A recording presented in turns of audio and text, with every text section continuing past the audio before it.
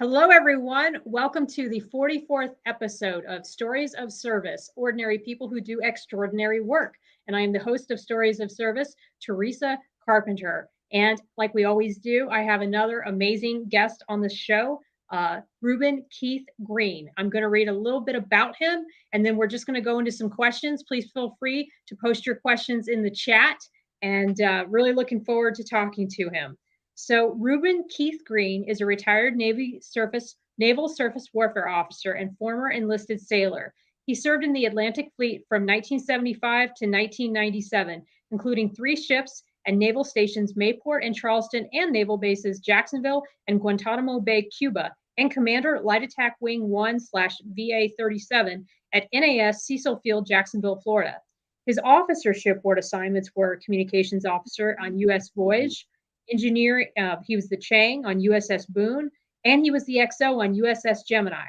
He also served as the Inport Training Department Head at DESRON 8 Mayport and the Base Telephone Office and Facilities Department Head at Naval Telecommunications Station, Jacksonville.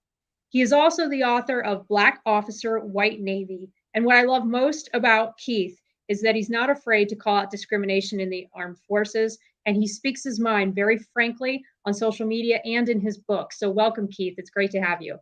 Thank you. It's a pleasure to be on your podcast. Well, thank you. So I always like to start off with people's origin story and why they joined the military. And I know a little bit about it because I read it in the book. But for those of you who haven't read the book yet, will you give us just a little bit of a summary of why you decided to join the Navy?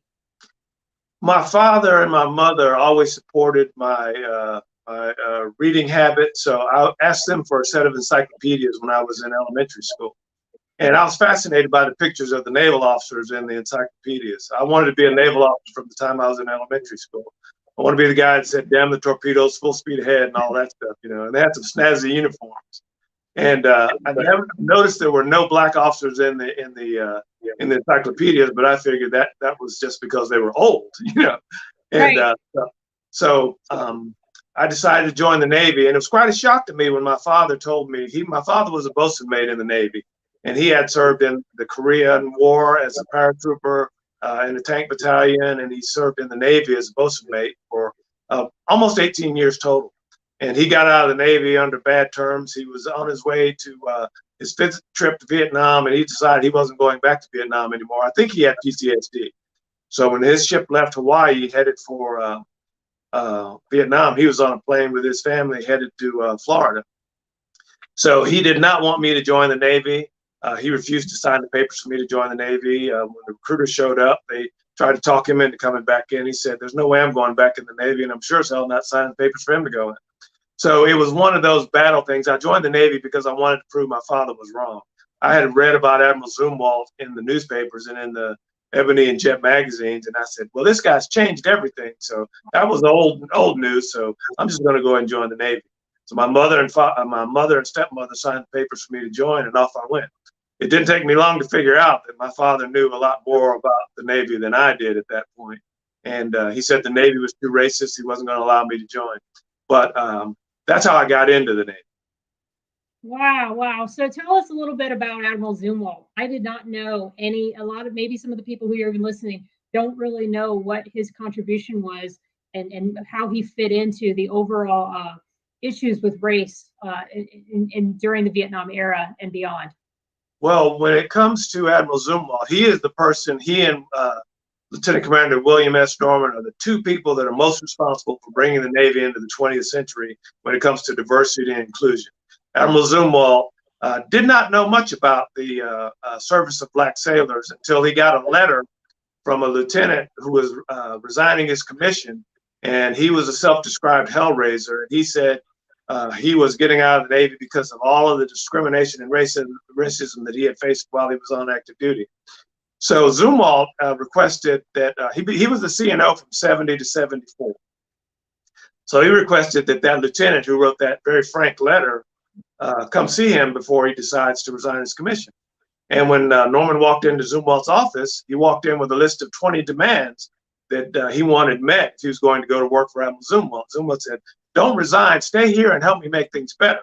So that's what happened. Zumwalt met all 20 of Norman's demands. And one of them was to eliminate the requirement that Filipino sailors could only serve in the messman's branch, only serve as stewards and as messmen for officers. So Zumwalt signed that right away. And with one stroke of the pen, he eliminated discrimination that allowed some of those stewards to eventually go on and become Navy captains. At least one became a Navy captain. So that was Zumwalt's contribution. He wrote a lot of Z-grams. I read all of them when I was in Sigonella, Sicily on deployment in '76. And I didn't learn as much about Zumwalt until I was in the library at the Naval Station Charleston. And I picked up this biography that said On Watch. And there was a picture of Admiral Zumwalt on the cover. And I recognized it because he looked like a Klingon with all that gold on and the big hairy bushy eyebrows and stuff. All he needed was Spock ears, and he would have been perfect. But I read that book as a 19-year-old, and it was such an eye-opener for me. I had no idea of all the political intrigue and the battles that were going on, and his contributions. He wrote 3 chapters about personnel, and the chapter that resonated with me the most was titled Sailing Second Class. And that's when he talked about what Black sailors were enduring and how Bill Norman just continually educated him almost to the point of trauma on what was going on. So Zumwalt tasked Norman to write Z-gram number 66, which was the one about equal opportunity. And I learned reading the biography of Zumwalt by Larry Berman that Bill Norman had to fight mightily to keep that from being watered down. It was a very straightforward, well-written document. It did not mince any words. And Admiral Zumwalt's staff, a lot of people on Zumwalt's staff wanted to be watered down a little bit. Norman refused to do it. So that's something I learned reading Larry Berman's biography of Zumwalt. So Admiral Zumwalt is primarily the reason I joined the Navy, and he's primarily the reason that I'm speaking out now, because I was worried in 2016 that the Navy was going to start to go backwards because things go in cycles. Things tend to follow predictable patterns, and the 2016 election showed me that we were about to hit a nadir in terms of race relations, and I don't think I was that far wrong. Right. Oh my gosh, yes. And what was it about just your background and your upbringing that fascinated you so much with research? That was the thing I was so impressed about your book, is that you don't just tell your story, you infuse so much of naval history and the history of race relations, and then you bring in the issues with gays and even with women. I mean, you really cover the gamut of diversity issues, and almost like a historical analysis of diversity and race relations within the military. And I'm curious, from your upbringing, what was it about the way you were raised that had you just so fascinated with it being able to research like this? Well, part of it was the fact that my parents nurtured that quest for knowledge in me. If I asked for books, they got them for me, even if they couldn't afford them. So part of that was just innate curiosity. And part of it was trying to understand why my father behaved the way he did in some instances. He was not an easy person to get along with. So I wanted to know, and I was fascinated by the Vietnam War era because it was before my time, but just barely. I was in boot camp when Saigon fell. So I've always been curious about history, and I was raised. If I wanted books on Black history, I got them. So I learned at an early age that the stuff I was reading in the encyclopedia did not tell the whole story. The stuff I was reading in school did not tell the whole story. So my goal in writing about my career was to wrap the rest of the story around my particular circumstances and get people to see the bigger picture beyond what was happening to one individual. And you really succeeded in that, because as I'm reading your story, you're just constantly infusing some of those tidbits about some of the bigger issues and the strategic things that were going on during that same time. I'm curious, as you started your journey into the Navy, how did you manage to just keep, one of the things I was so impressed by as reading the book is that you managed to sort of keep your sense of humor intact, number one, and then number two, you handled things with such grace, but you never stopped being like right there and very, very honest with people. And I'm curious, like how you managed. One of the things you wrote in the book was the power of the pen, you said, and I thought, oh yeah, that's and documentation. And is that part of what it was, or what were some of the ways in which you found to be effective in fighting back to the point where you're still within the system, but at the same time you're not letting the system own you? Well, the first thing I did was I would look at myself. What is it that I'm doing that is causing these things to happen? And if I couldn't figure out anything that I was doing wrong, I would start looking, eliminate every possible thing it can be. And when all you got left is someone simply doesn't like you, then why do they not like you? Is it because of the color of your skin? Is it because of your personality? Whatever. But I would try to eliminate all of the possibilities, starting with myself. And that was very helpful to me, because once I realized that I was doing everything that I was supposed to do to the best of my ability, then the problem had to be outside of my performance or my behavior. So that was helpful to me, because I knew when I confronted someone that I was right, or I tried to be right. And what I would do is I would ask someone, please explain to me why this is happening to me. Why are you treating me this way? And if they couldn't do it, I would say, well, we have to come up with an answer. So I think it has something to do with the color of my skin. If you can't come up with anything else, then there's got to be some issue there. But more often than not, I never had those conversations, because I was able to show with documentation and writing that I was being treated differently than other people. And you can't argue with that. I mean, the data does not lie. So more than once, I was able to whip out a pen and show someone or prove that something was happening to me that wasn't happening to other people. And then once that happened, action started to take place. Sometimes I'd have to go into a room full of people and start using profanity and pointing fingers if that was what was necessary. But the circumstances would dictate that. Yeah, and you know what I'm hearing in your story too, it reminds me of you remind me a little of my husband. Like, he holds himself accountable. So he holds everybody else to that same standard. So, some people think he's an asshole. I hate to use that word, but I mean, people think that sometimes about him, and he's not at all. I have seen that movie, and I starred in it too. But really, he has a standard, and he follows that same standard. It's very, it's treating people with respect, treating them with kindness. Like you say, looking within yourself, because sometimes, none of us are perfect. We all screw up. And really, I want to be better. So if it's something with me, I want to know that first, fix what that is, and then move on. Because like you said, you've eliminated every other possibility. Yeah, your story in the book about being at the bar where you didn't get the service, and you wrote like the base officer, base commander, and then the next thing, exchange officer, yeah. Yes, the exchange officer, and then the next thing you know, you go into the bar and they act all different, and they're like, and you said you were a little bit annoyed by that, and I thought that was interesting. Yeah, I mean, because you weren't really asking anything other than what everybody else was. The fact that you had to even do that is exactly what is unfortunate. So I like I told you earlier, I wasn't able to get through all of the book, but what I want to do is kind of move through a little bit about your career after. I think I stopped where the Sicily section was. After you were stationed there, and then you went to Guantanamo Bay, and you were a yeoman. Then how did you go become an officer? Well, after I left Guantanamo Bay, I applied for to be an equal opportunity program specialist, because some of the things I saw at Gitmo as a math yeoman was very disturbing to me. I saw how black sailors were treated differently than the white sailors. And some of them were able to prove that, because they would pull pieces of paper out of their pocket and show that this person was late X number of times and he's never been written up, and I was late once or twice, and here I am standing in front of the captain. So the documentation, I witnessed that firsthand. And that was annoying to the captain, because they didn't want to hear anything about discrimination. I had two captains, and anytime someone tried to bring up discrimination, they got shut down. So I said, and I kept all the statistics, what were called the equal opportunity quality indicators. And they showed on a quarterly basis that black people were being punished more harshly than white people. And I devised a system that said, this is the amount of punishment that should be given for this particular offense. And that was what I would hand to the captain. And because the black sailors would often speak up and challenge what was happening, he would add additional punishment to that as punishment for speaking up. So I saw all these things happening, and it was very annoying to me. So I got a waiver and went to the Defense Equal Opportunity Management Institute as an E5. It was a minimum E6 assignment.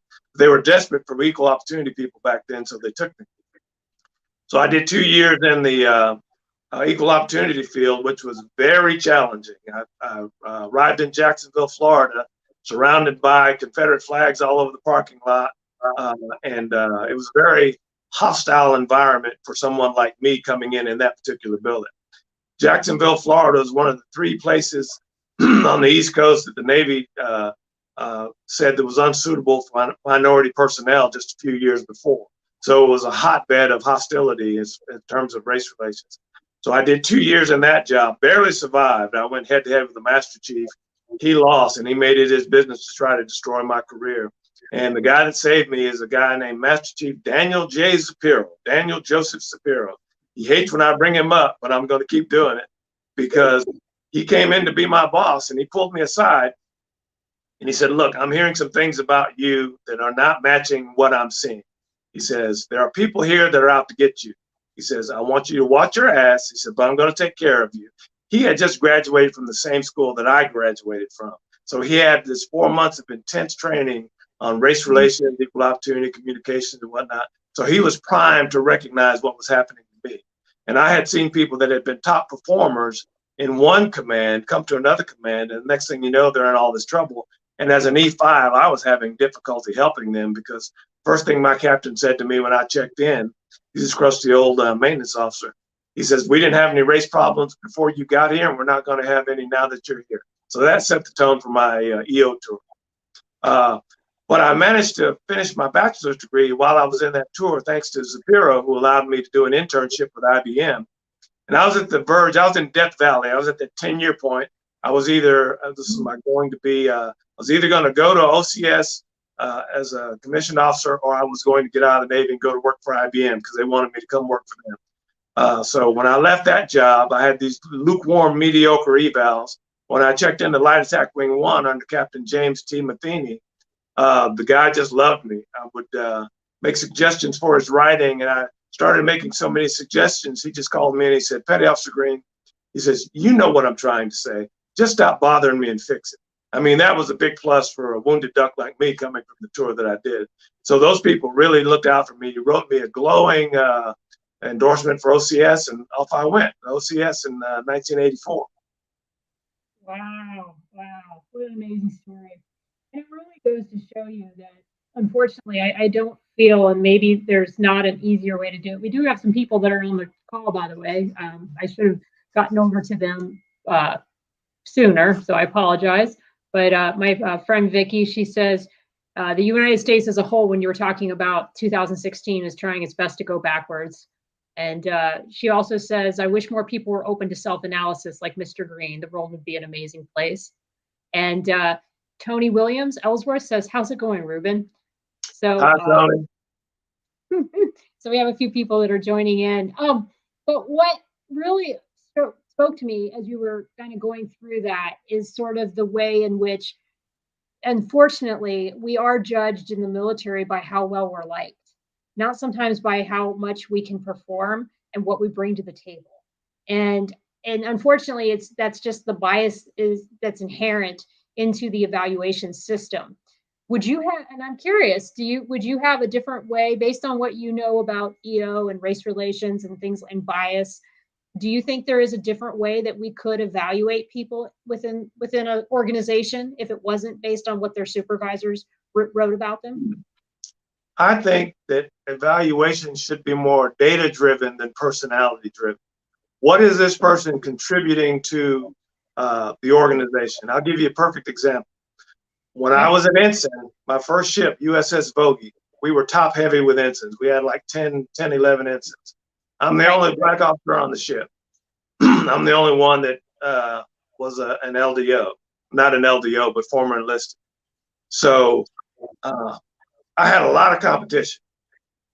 And one of the things I did, and I started this early on in my career, I would read every instruction in the ship's instruction binder, and then I would read every instruction in the base wherever we were. I would read all of that stuff.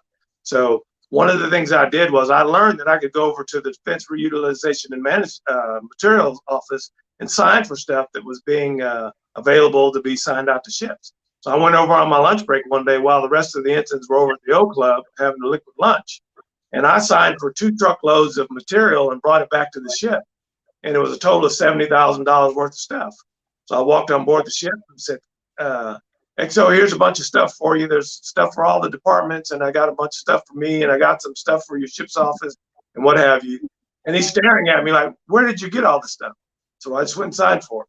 So the captain was very happy. And that was definitely a bullet point that went into my evals. And I happened to be the communications officer and CMS custodian, high visibility job at that point because of the John Walker spy scandal. And one of the other points I made sure that I did was whenever I went in to see the XO or the CO, I would occasionally stop and say, am I doing something that you don't want me to do? And am I not doing something that you want me to do? So I would get feedback throughout the evaluation period because I didn't want any surprise when it came time for fitness reports. Yeah, that's so smart. And we don't do that. So sometimes, you know, we're also required to have these midterm counseling. And I can't tell you how many times I don't get midterm counseling.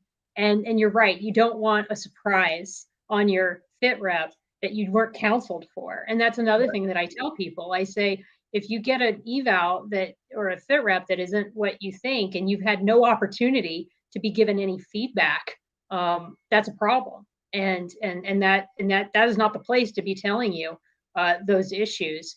And John is actually joining us too, and he had a question that's kind of along the same lines. John Cordy. He says, what actions can we take as leaders to recognize and deal with racism or bias?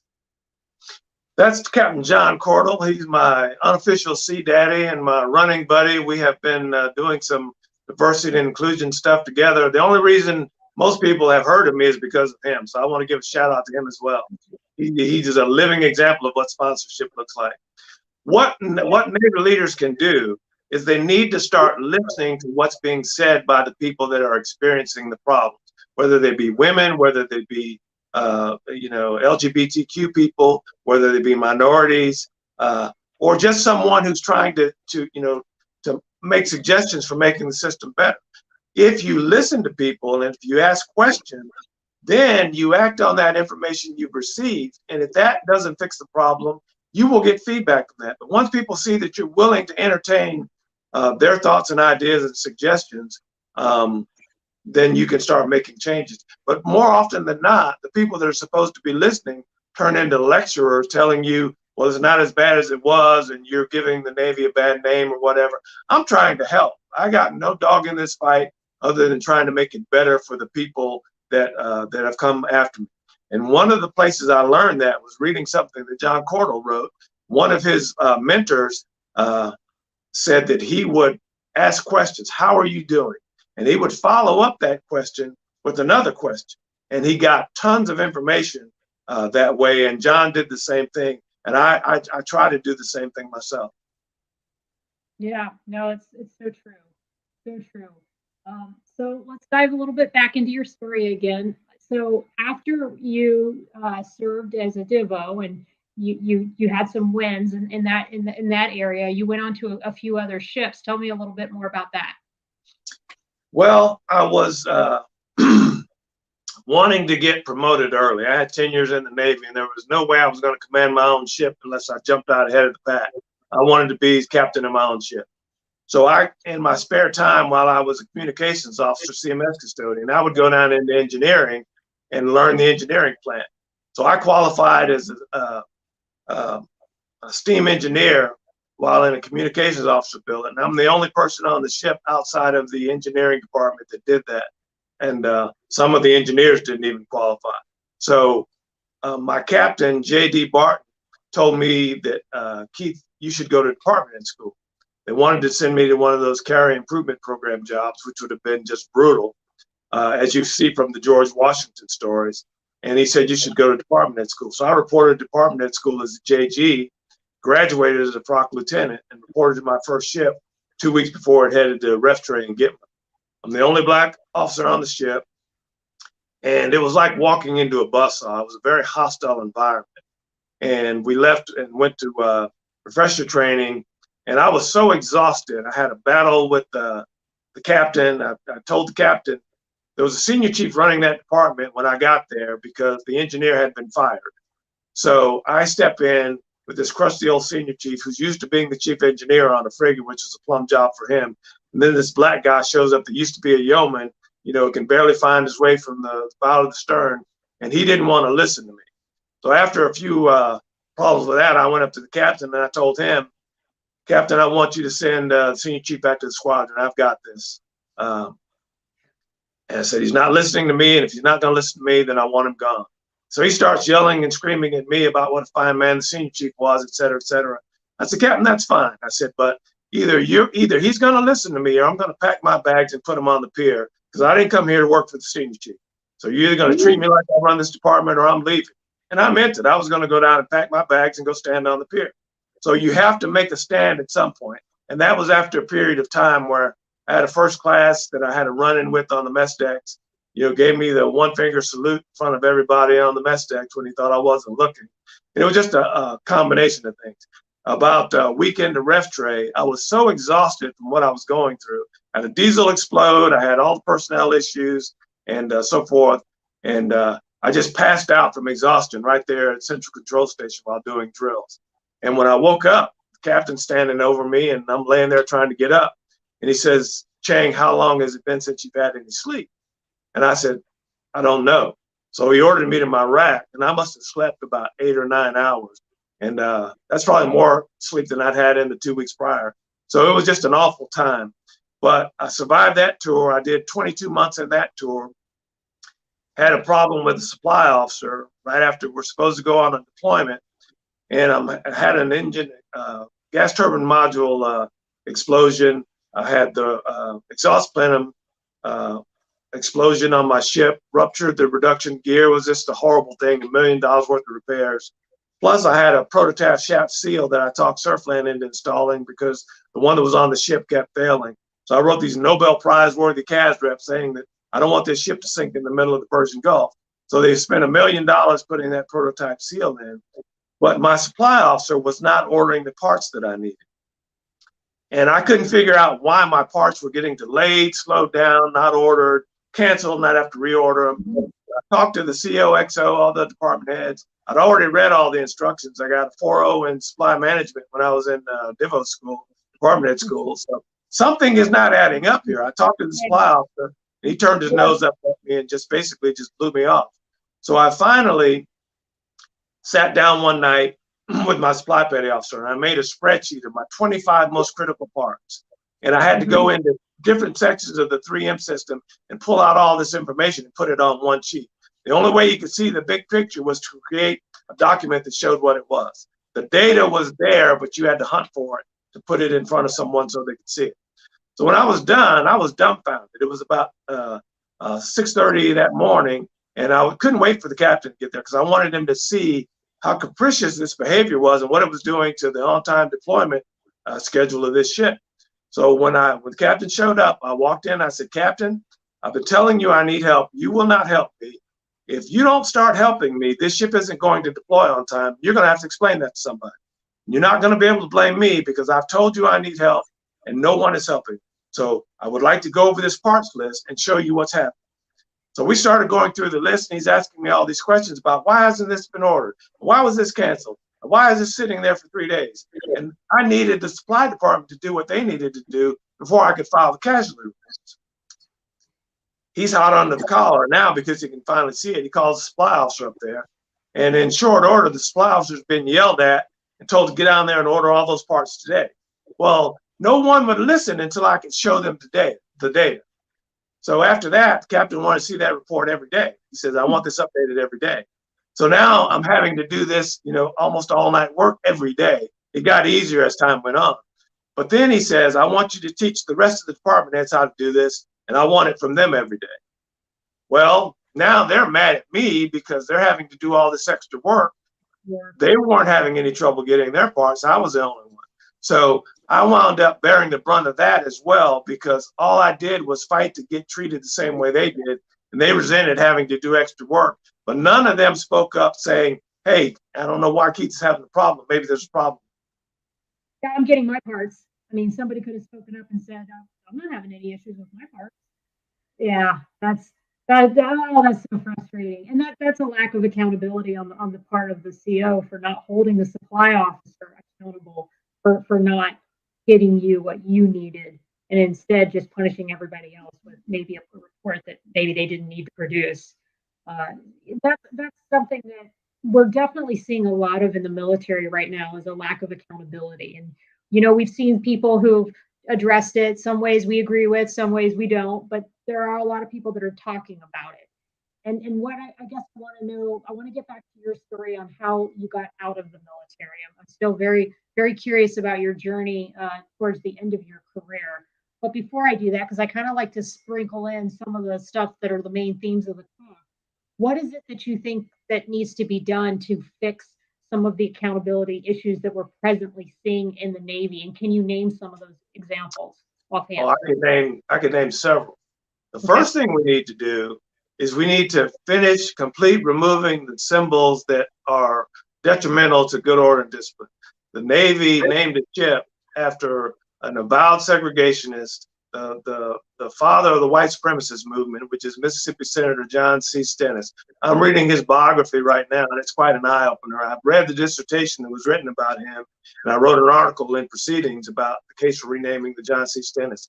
It is unconscionable to send people to serve on a ship that's named after an avowed white supremacist who never, to the end of his days, disavowed his white supremacist views. He never apologized. He never said that he was wrong.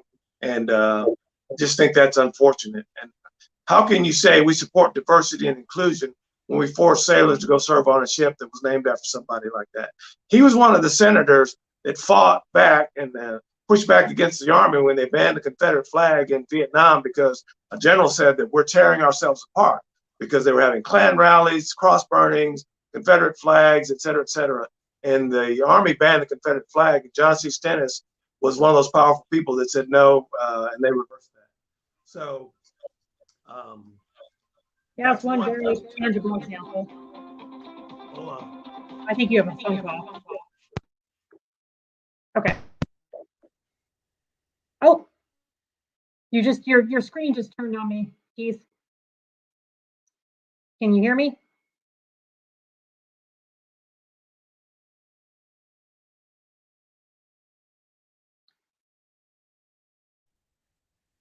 Well, folks, we'll give him just a couple seconds here. Still there? Oh, there he is. I'm still here. Yep.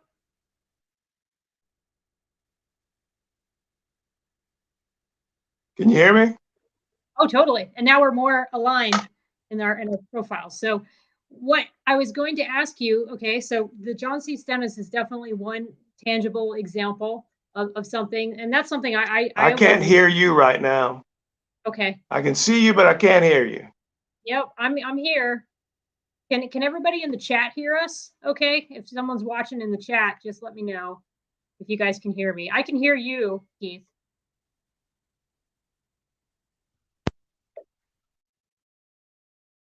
Oh, I think I lost him there. So we'll give him a couple more seconds to come on here. And but if you guys are okay, thanks, Sandy. But yeah, if you guys are enjoying the conversation, please share. I'll probably end up cutting this little part, this little technical difficulty out at the end of the conversation. We'll see if we can get him back here in just a second. But thank you all for joining us. Thank you, Captain Cordell. I think appreciate that. Hopefully he can. Thank you, Dr. Alex, and thank you, Luciano Benjamin. Thank you.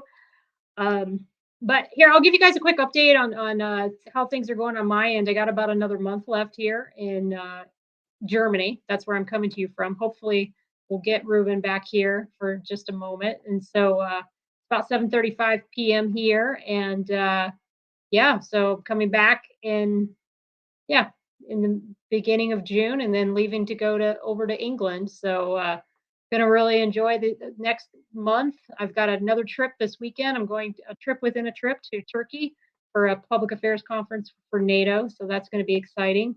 But yeah, hopefully we can get Reuben back on here. I really want to know what some of his other ideas are to fix the military when it comes to this issue. It's such an important issue, and it's something I've been wanting to talk about for quite a while. So there you are. I can hear you. Can you hear me? Can you hear me? Oh, you just muted yourself.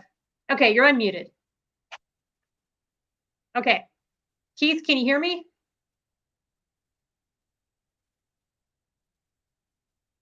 I know, Mr. Dossman. Thank you so much for saying Not sure that. what's going on. I can see you. Can you hear me? Yes. I cannot hear you. Okay. All right. How about now? There. Can you hear me? I can hear you. Hey guys, thanks so much for your patience with us as we figure out these technical problems. Sometimes this stuff happens and you just got to roll with it. Isn't my first rodeo. Now I can hear you now.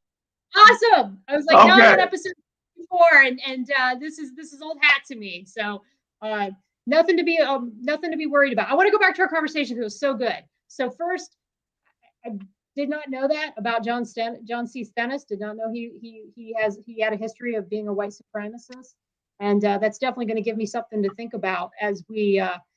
Are you petitioning that the current Stennis be renamed? Is that sort of your proposal based on this as something to? Yes. Yeah, I don't believe that, considering all of the issues, the initiative the Navy has put forth, I don't believe that it's proper to continue to have sailors report to a ship named after someone with John C. Stennis's history, and that sends a bad signal. Yeah. One of the other things that I want to do is the Navy needs to acknowledge that there is a pattern of denial of complaints of discrimination. I have researched this all the way back as far as I can, all the way back to the Vietnam War and before. You know, it was almost impossible to get a case of discrimination documented in the military in the Vietnam War. They sent IG teams over and they put together these equal opportunity offices. Out of all the complaints that were filed, there were only 4 that found that Black sailors were being discriminated against, or airmen or soldiers, but race was not an issue in that case, which is just crazy. I'll give you another example. In 1989, in 1988, the Chief of Naval Operations said there was widespread bias and discrimination against the Blacks in the military and in promotion. It was in the New York Times. They had a report, 173 different recommendations. That was never made public. In 1989, when I was the chief engineer fighting all those battles, I could have filed a discrimination complaint on average about once every 3 weeks. But in 1989, the Navy substantiated 0 of 156 complaints. So they started out with 6 complaints in 87 that were substantiated, 3 in 88, and 0 in 89, or that's percentages. So the Navy was going backwards. The more you talked about and pointed out this information, the more intransigence and reluctance to acknowledge the truth there was. Now they don't even publish that information. I put a lot of statistics in my book, but after my book came out about the discrimination complaint process, all of that information was stripped from the annual defense reports, the addendum to the annual defense report. You can't find it anywhere except in the boxes that I have in my house.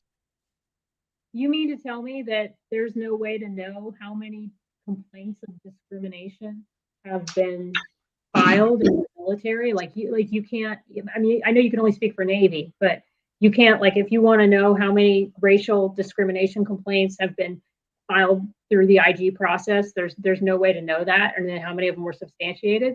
There is no way to determine how many formal discrimination complaints were filed, substantiated, or not substantiated.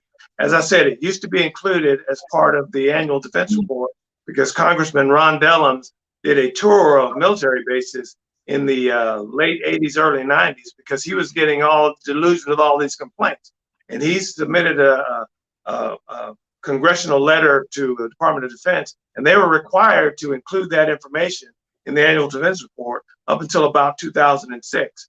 When I requested that information from DOD in 2007, I got a letter back saying that they were no longer required to report that information to Congress. But once Ron Dellums retired, that requirement quietly, went away. I filed a FOIA request about 3 years ago for all of that information. The Air Force gave me 350 pages of discrimination complaints from E2s to O9s. There were complaints that were filed and substantiated. Some were and some were not. But you could look at exactly what the trend was. I mean, 350 pages. The Navy gave me 0. They didn't even acknowledge my request. The Coast Guard, same thing. I got some from the Marines and some from the Army, but I was trying to fill in the gaps between what I already knew. There's a huge gap in the Obama years. It's the first couple of years of the Obama years, you can see a little bit, but the last 6 years of the Obama period, there's no way to know unless you have access to that data. And I think it's important to look and see what was happening during that time frame, because the numbers shot up dramatically in 2016, 2017. There was a huge jump in 2017 in discrimination complaints, and it was because of the tone being set at the top of the leadership and the climate.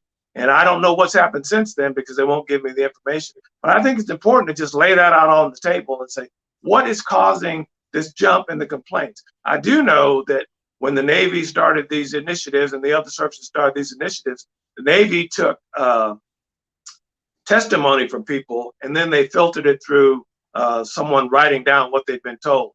The Air Force asked for written documentation or stories of discrimination. They got 27,000 single-space pages.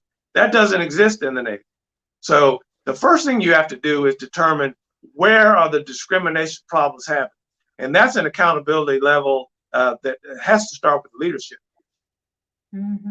Yeah, and that's, Vicki Lynn just said this, how will improvements be made if there's no data being tracked?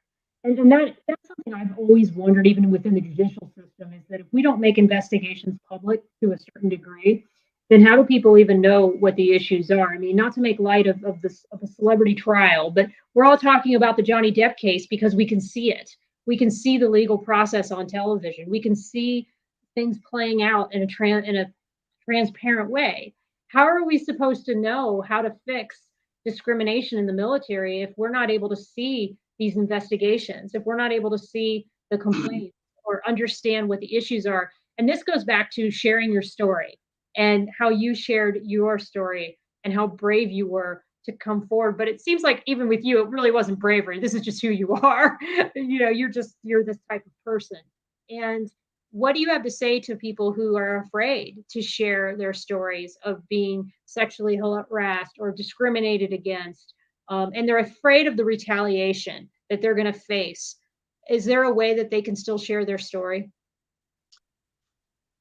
I think fear is an important factor, but I also think that the fact that I chose at the end of my career to pull a valid documented complaint because I was afraid they were going to try to bury me and impact my retirement and so forth. I personally experienced that fear. So all I can tell you is I spent 20 years suffering low self-esteem and anger because rather than fight like I'd been taught to, the Navy taught me how to fight. But when I fought for myself, they retaliated against me, abandoned me. So I would tell people that if you don't speak up for yourself, you're going to pay for it psychologically and emotionally and potentially financially for years to come because you choose not to. And the fact that you speak up on more than one occasion, I was on the verge of being court-martialed because I spoke up, sometimes inappropriately. I mentioned before, setting your own ass on fire is not necessarily the best way to affect change, but I have done it. So it's more important that you speak up because sometimes you can get through to people and sometimes you can't. But if you're gonna go out, you might as well do it with the right on your side. I agree, and I think there's ways to do it and still keep your job intact, and that's building supporters, building coalitions of people that have your back, cultivating those relationships with those mentors that see who you truly are and understand what you're about. So let's rewind a little bit. And now I want to get into that story that you just touched upon. Tell me a little bit about what it was that led to you eventually getting out of the military and how did that situation play out? I had completed 3 department head tours. I got a call from a detailer, flag detailer, and he wanted me to come on board as a flag aide. And I told him, they called me at home one night, and I said, look, I'd love to take that job, but I can't shave every day because I have PFB. I have to shave every 2 or 3 days. I've explained that to all my bosses. and I didn't use a razor because it created too much havoc on my face. So I would use a depilatory powder about every 3 days. So I'd have a 5 o'clock shadow for a couple of days, and I'm clean shape. Always inspection ready when that was necessary. And I told him, I said, I don't want to go to work for the wrong guy that doesn't understand that. So if that is acceptable to you, then I'll come on board. Well, they never called me back. So the fact that I couldn't shave every day took me out of the running for a job that might have led me on to bigger things. So I accepted a job. My first shore duty, I did 3 back-to-back shifts and a float-going staff. So I was pretty tired at the end of that. So I go to this shore duty job. I'm supposed to be running the base telephone office, and I walk in, and as I'm walking down the passageway to check in, the executive officer comes running up to me and says, "Hey, Commander Keith," he says, "there's been a change. The captain wants you to take this job as the total quality leadership coordinator." And I had just spoken to my sponsor about 30 minutes before, so I was just shocked at why did this change happen all of a sudden. So I asked him, said, "Well, XO," I said, "I just spoke to my sponsor. Why the change?" And he wouldn't look at me. He says, "Well, the captain thinks you'd be better suited for this job, a better fit for this job." And I had been on the TQL executive steering committee at my last command. That was a job I could have done with one arm tied behind my back. So I was going to be relieving an ensign. That was her only job, and she had 2 subordinates that were part-time employees. So it was not a high priority for the captain. And he walks me over to this closet, and I look in, there's boxes all over the floor. There's not a desk, there's nothing. So basically it was just a stand-up position. And I couldn't understand why this happened all of a sudden. So I met the captain. He wasn't real interested in talking to me. So a few minutes after that, after everything settled down, I went and said, "I'd like to see the captain's biography." And they handed it to me. And he was born, raised, and educated in the great state of Alabama. Graduated from college in 1971. He was operating on the principles that he learned as a child and 30 years, almost 30 years in the Navy without having to deal with any black officers. I assume that he made that decision because of the color of my skin. But I took the job and I started, hit the ground running. He assigned me to go to investigate a IG complaint against one of his subordinate COs overseas. I did a very detailed, finally written account of that. A lot of accountability because they were trying to railroad this kid, getting a mental health evaluation, trying to get him kicked out of the Navy. He was trying to make chief. He was taking the test for chief. Took away security clearance, the whole 9 yards, his access. So I was able to show that he was being retaliated against for something that he had done correctly, but caused the command some embarrassment. So when I get back from that, the captain's not happy with the report that I wrote, but it's factual, it's accurate, and it's all documented. So he calls me in. He wants to have a discussion with me about welcome aboard. I've been there for almost 3 weeks now, and he hasn't welcomed me aboard yet. So I walk in his office, and he's giving me his command philosophy and so forth. And he asked me, "Keith, have you thought about going to department head school?" And I looked at him. I was surprised by the question. I said, "Excuse me, I want to make sure I heard him right." He said, "Have you thought about going to department head school?" So I said, "Captain," I said, "this is my 4th department head tour." I said, "I was chief engineer on a frigate. I was XO on a hydrofoil, and I was the import training officer here at Mayport. Put out a message every week with my name on it." I said, the only reason I'm not going to XO afloat is because I'm so junior. I went to department head school as a JG, and there's a bunch of guys in the pipeline ahead of me. The Navy had shrunk, was shrinking now, so the 600 ship Navy was going away. So there was a fight for the remaining buildings. And I was so junior that they weren't going to move me ahead of all those other guys, even though I'd earned the right to go, and I wanted to go.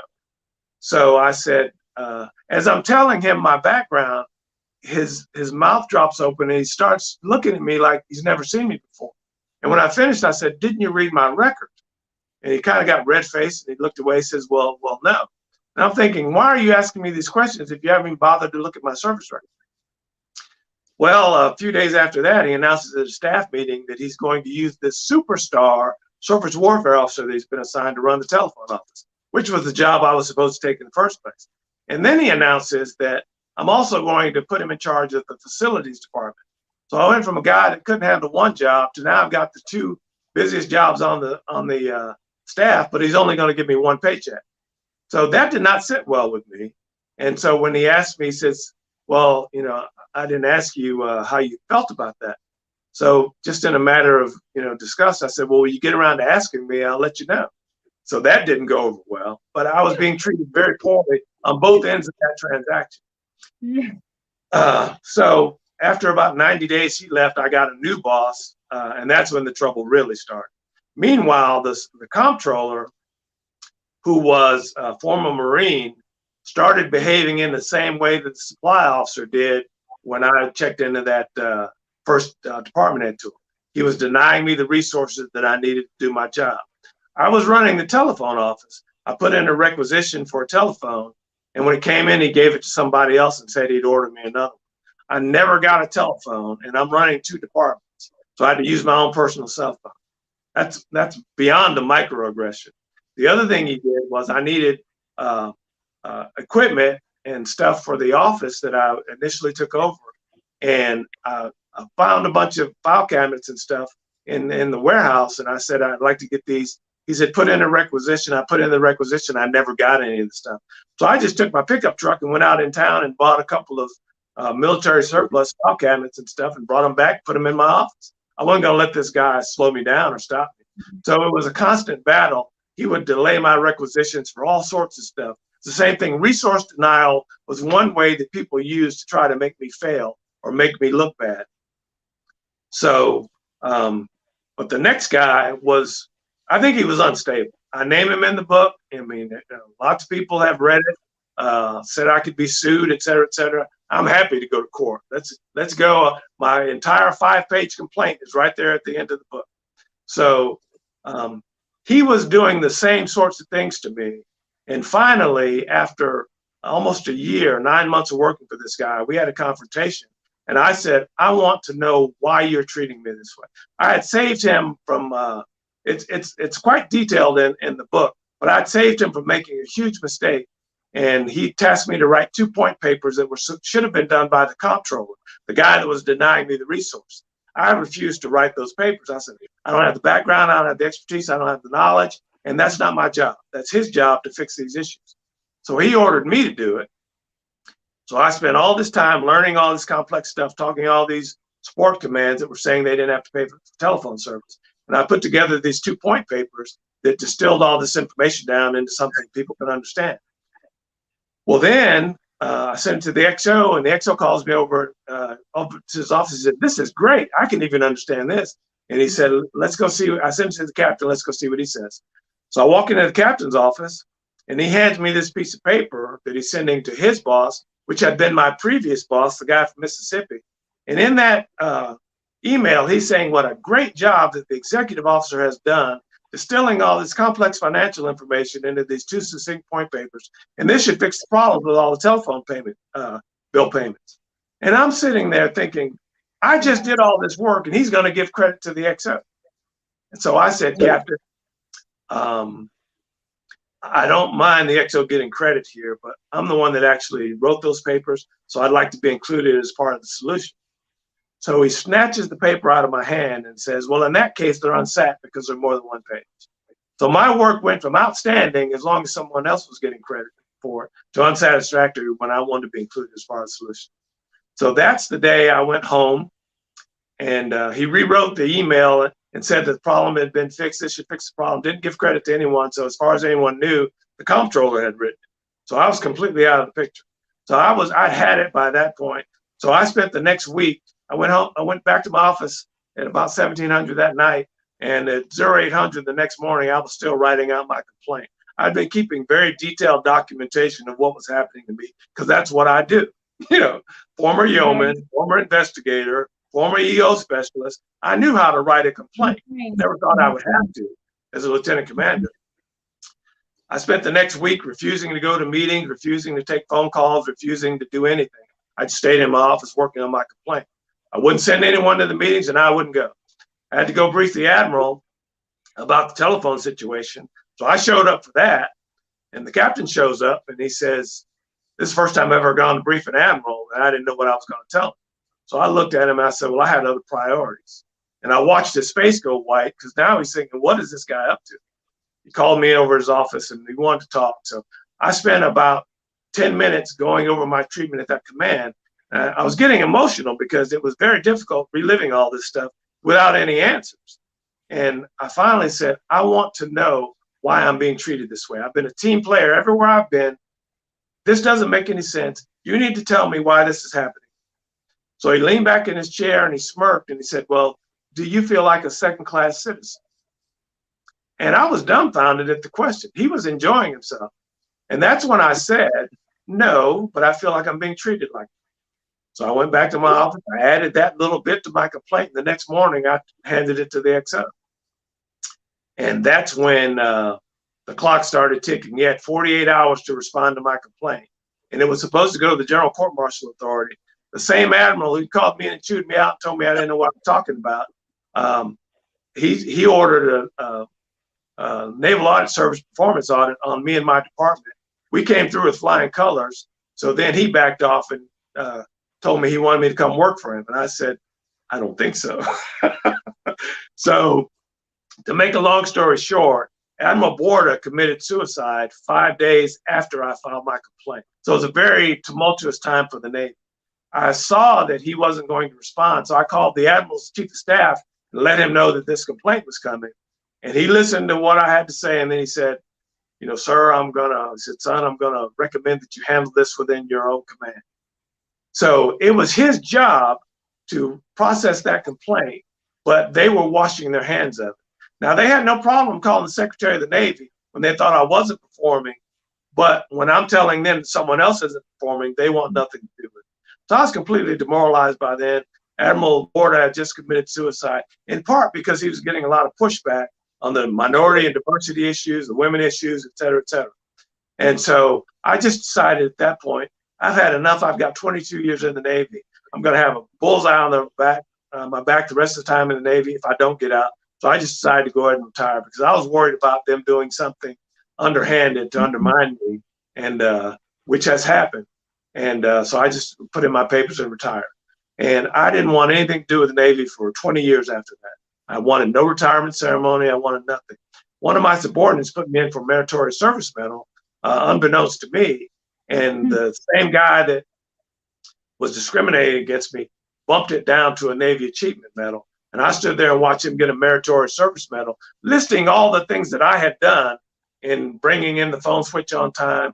I had 12 or 13 innovations that they used throughout the Atlantic Fleet based on what my department was doing. So I watched him get this medal. And then he goes off to a ship, frigate in Japan, and tormented and terrorized a bunch of people there. And some of them wrote about it in one of the ship buddy websites. One said that he's the worst commanding officer he ever had in 18 years of service. And the other said that, did you notice how much the Cane Mutiny played when he was a skipper? You know, but I did. I'm sorry, go ahead. I was going to say, I don't think that when people are not held accountable and they don't, there's no motivation for them to change. Right.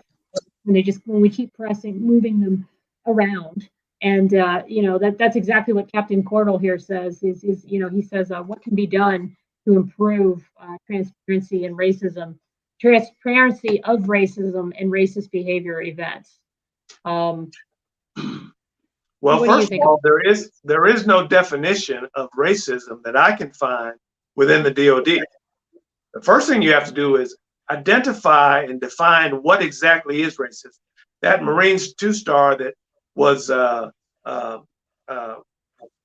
reprimanded for using racist language and racist tropes to his troops, and then saying, go ahead and call the HR department, I'm the head of HR. That was racist behavior, but he was not charged with being a racist or racist discriminatory behavior. It was loss of confidence in command or whatever, creating an unhealthy command climate. If no one knows what racism is, then how can you hold anyone accountable for it? Right. Well, I think the Navy, the DoD needs to come up with a Uniform Code of Military Justice charge for racism, and then the accompanying specification that will lay it out, because no one knows where the line is. Mm-hmm. If the Navy was having widespread bias and discrimination in 1989 and 88, but they can't find a single case of discrimination, it's because they haven't defined it. So no one knows what it is. I have a book, and it's called it's called Captain's Mask, New Jersey Yankee in the Confederate Navy, 1950 to 1954. And it's written by a white Polish guy named Bill Machowski. And he says he learned when he came into the Navy that disrespect was whatever one of the Southern petty officers said it was. And he talks about going to Captain's Mask and getting in all kinds of trouble because the petty officer didn't like him because he was a Yankee. And in that entire book, the only time he says anything about blacks, he says, the black sailors, I had it bad, but the black sailors on the ship had it far worse than I did. So we're talking 50 to 54. I can attest to the 70s, 80s, and 90s.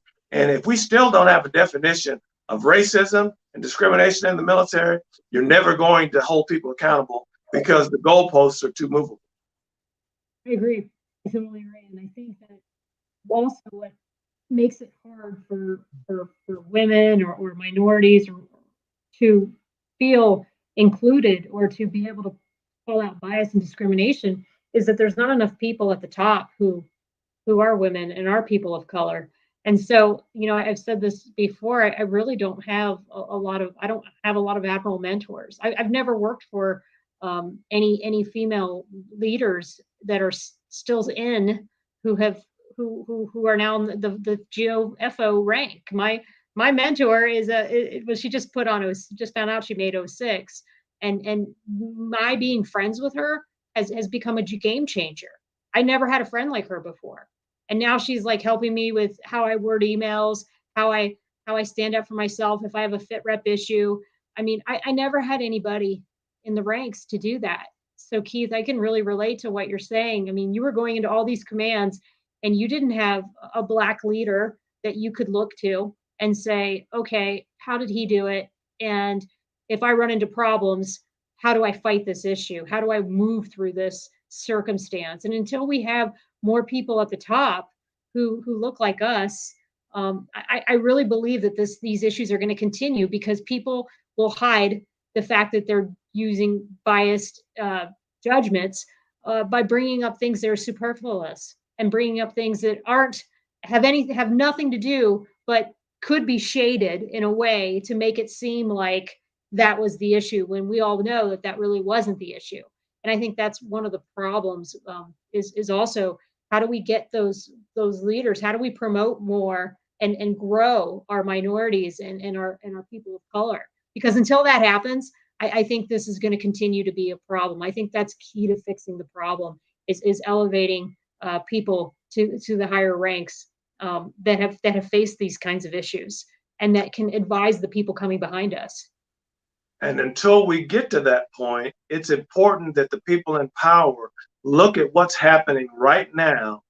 Why does this black officer's fit rep read differently than the rest of the other fit reps? There may be minute differences, but the reason you see the results you have now is because 20 years ago, nobody spoke up and questioned the status quo. People like John Cordell are pushing this issue and saying, these are the things that we need to look at. That's a direct example of sponsorship. The relationship you described with your mentor, we need sponsors, people that are in positions of power that will reach back and grab someone and say, hey, you've got potential. I'm going to watch your career. I'm going to go to bat for you. I'm going to help you. I had a crusty Navy captain who came to my rescue because I went into a maintenance organization, resource denial, another problem. I had a warrant officer that was slow walking a Navy mobile wet trainer I decided to build because the funding went away for the one that was there on the East Coast. So I had a crusty boatswain mate master chief said, we can build our own. So we started it and got most of the way, but then we ran out of expertise and materials. So I convinced my Commodore to ask the SEMA shore maintenance facility to take it over. And the guy that was running that job was a warrant officer. And he thought it was fun to jerk me around and to keep delaying the progress. And I had 6 men that were going over there to help him. So I finally went and talked to him and I said, look, I need you to stop slow walking this work. I said, I've got people that are ready. I want you to get this done. And he assured me, well, the next day he canceled the job, sent all my guys home. So when I went in the next day, we had a bunch of heated words and none of them were professional. And then I went and followed him down to the maintenance meeting And then I cursed his boss out, told him he wasn't doing his job. As far as I was concerned, he had one job, and that was the job I was there for him. And then I pointed to the warrant officers. I said, he's the problem. He thinks this crap is funny. And I didn't say crap. So he ordered me to go back to the warrant officer's office. Well, they had a lot of rope in that building, and there's no way I was going to go sit in that office back in the corner. So I went back to my office, and I waited for the phone call that I knew was coming.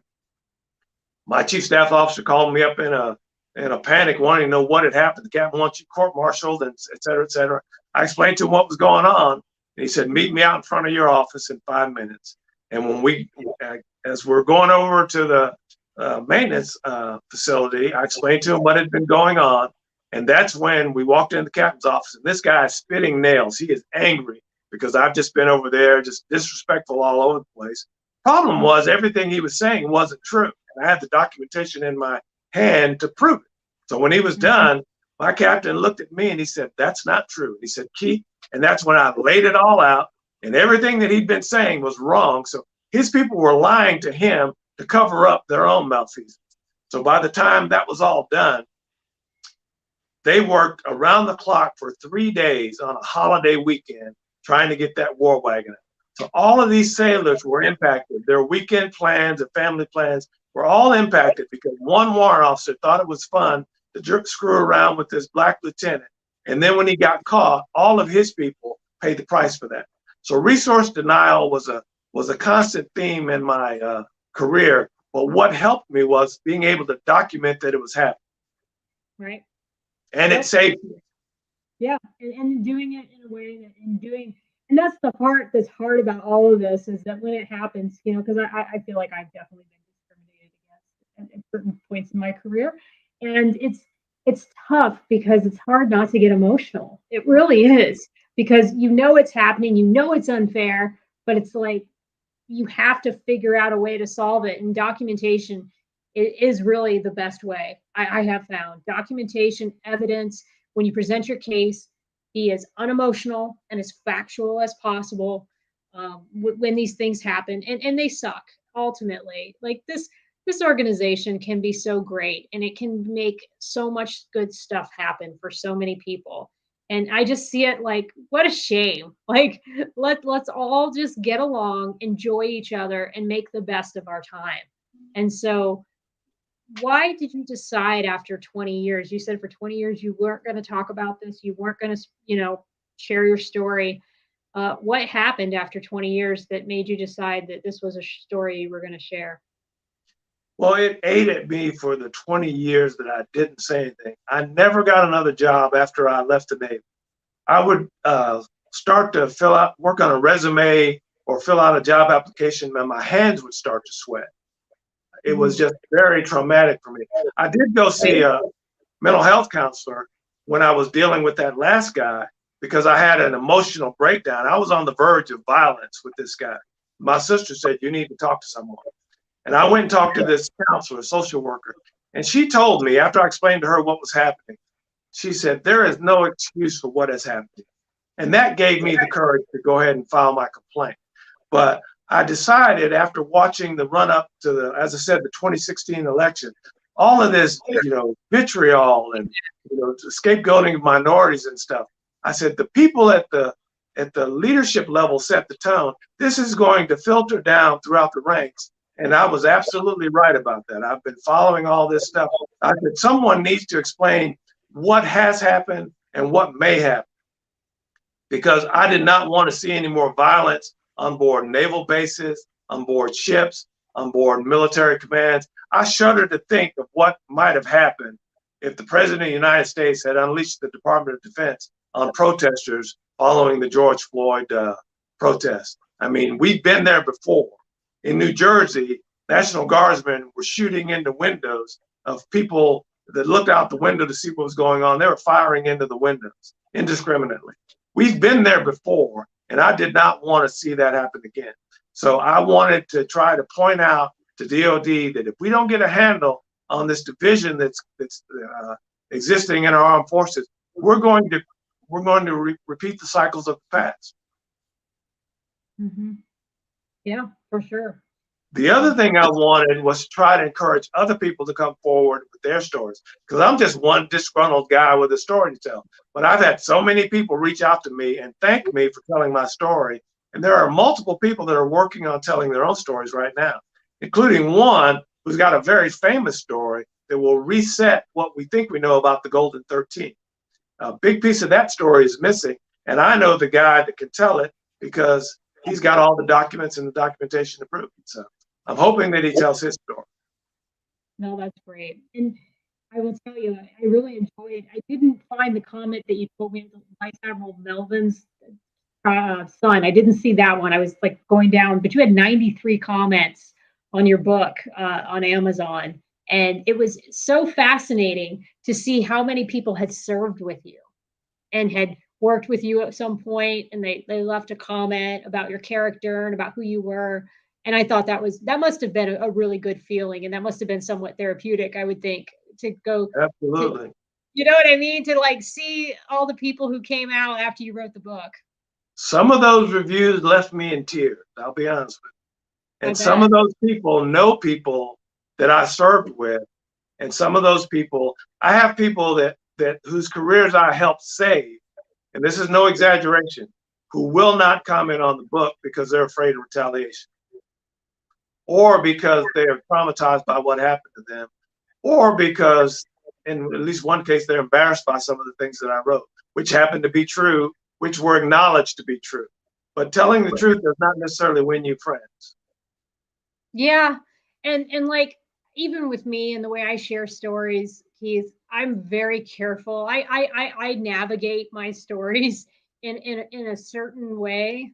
And it gets exhausting at times, sometimes, to be quite honest with you, the way in which I have to tell a story. But I do that because, I'm still serving, I'm active duty. I have a lot to lose. And also, I don't really want to re-traumatize people who see a situation completely differently than myself.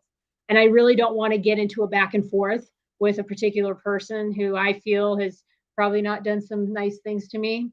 So I try to be very careful about how I tell a story and how I frame my narrative, to where I just talk about how it impacted me and the ways in which I handled the situation, in an effort, like you say, to help others people come forward and share their stories too. I mean, I think that, like I always say, every single one of you guys out there have stories to share. That's why my podcast is Stories of Service. When we share our stories, we're providing a service.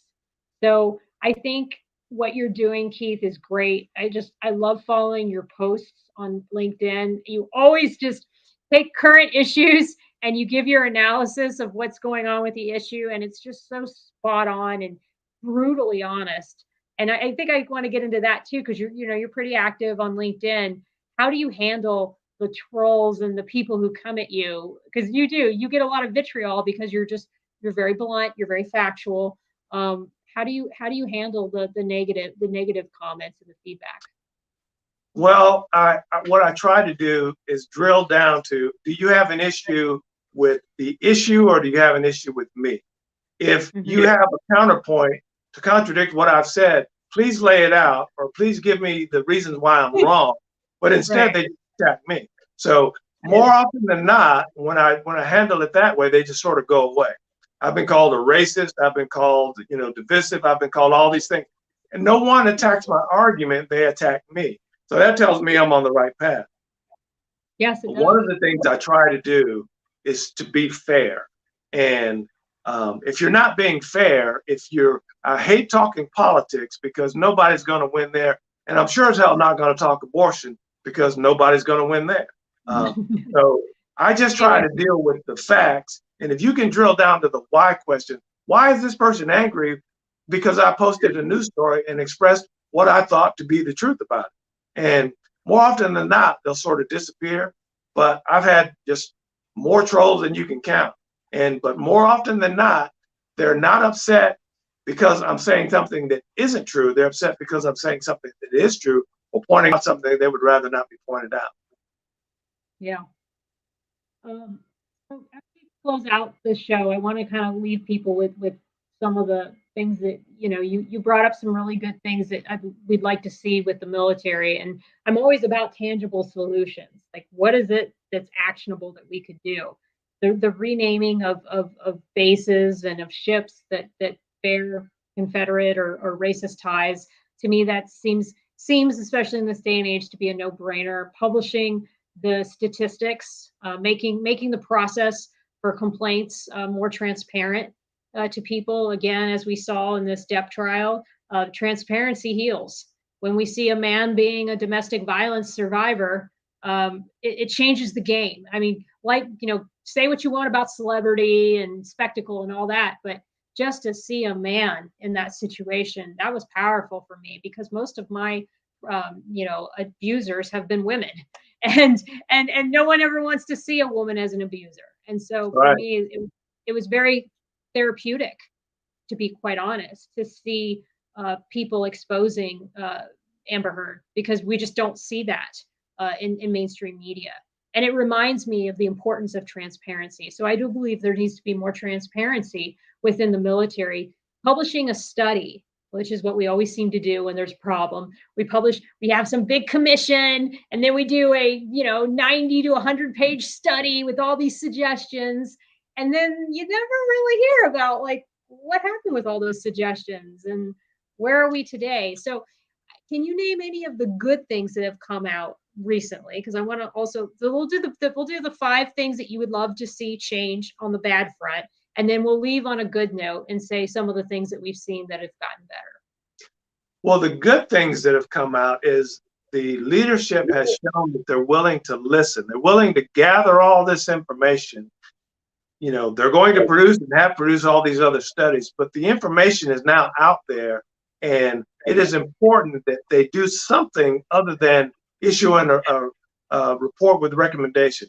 The good thing is you have leaders who are now willing to ask questions and then act on that information. I think that's a good thing.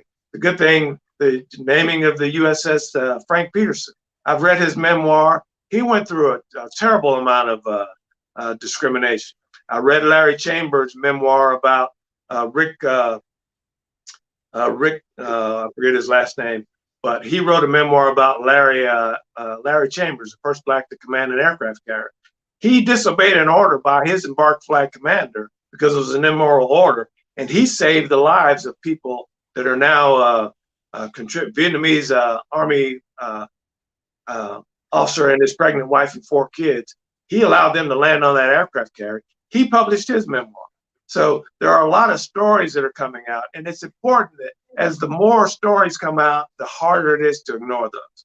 I talked to people at Task Force 1 Navy, and I talked to people in the chairman of the Joint Chiefs of Staff Office, and I told them, until you start holding people accountable, nothing's going to change. It doesn't matter what the reports say until the leadership steps up and says, as General Milley did when dealing with a junior congressman, I want to know this stuff.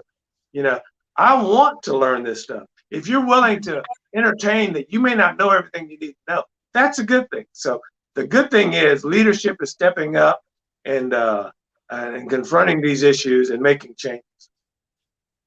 Good. Well, I hope to see more of those changes.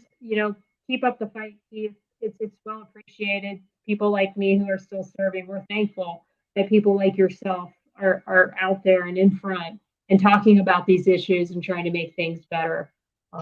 Because there's a lot of issues that happen, and sometimes they're going to go unaddressed unless people are willing to speak up and speak out. So I want to thank you so much for joining me on the call today. Is there anything else that you'd like to add that I didn't ask about, or anything else you'd like to put out to the audience? I would like to point out to the audience, I said this to you in print, but I want to say it directly to you.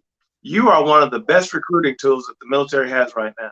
You're showing a lot of vulnerability. You're showing a lot of interest. You're taking a certain amount of risk, but you're humanizing military service for people that may or may not know what it's like.